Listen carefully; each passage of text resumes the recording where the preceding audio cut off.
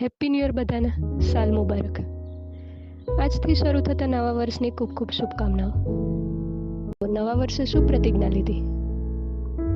રોજ સવારે વહેલું ઉઠવાનું, આજથી ગુસ્સો કરવાનું બંધ, રોજ જીમ જવાનું કે પછી વોકિંગ કરવાનું, કે પછી આજથી બહારનું ફાસ્ટ ફૂડ અને અનહાઇજેનિક ખાવાનું બંધ.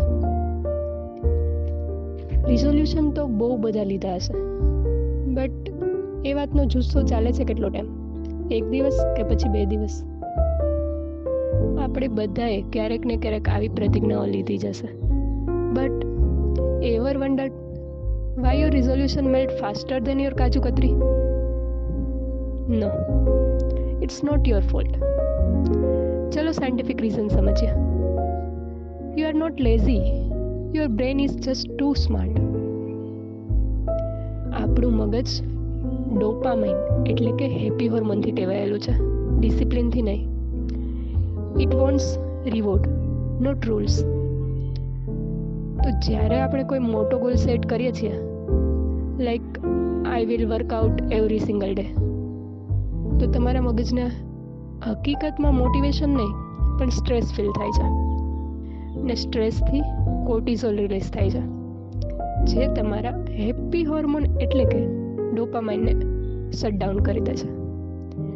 તો આપણે વીક છીએ એટલે રિઝોલ્યુશન પૂરા નથી થતા એવું નથી, પણ બ્રેઇનને કમ્ફર્ટ ઝોન ગમે છે. તો શું કરવું? શું રિઝોલ્યુશન લેવાને જ બંધ કરી દેવા? એક છે રિયાલિસ્ટિક રસ્તો. લોઅર ધ સ્ટાર્ટિંગ બાર, એટલે કે કોઈ નાના ગોલથી સ્ટાર્ટ કરો. રોજ 1 કલાક ચાલીશ એને બદલે આજે 10 મિનિટ ચાલવાનું સ્ટાર્ટ કરીશ.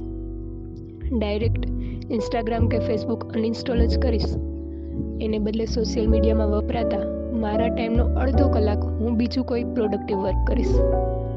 આ રીતે નાના નાના ગોલ સેટ થવાથી એ ઇઝીલી પૂરા થશે. વારે વારે ડોપામાઇન રિલીઝ થશે, મોટિવેશન મળશે, અને નાના નાના તમારા ગોલ ક્યારે મોટી અને સારી એવી આદતમાં ફેરવાઈ જશે એ ખબર પણ નહીં પડે. So start rewarding your brain and stop punishing it. અને હા, કમેન્ટમાં જણાવજો કે તમે આ વર્ષે કયું રિઝોલ્યુશન લીધું, અને મોસ્ટ સિક્રેટ કેટલો સમય અમલ કરવાના છો. Okay then, bye bye, stay healthy, stay tune.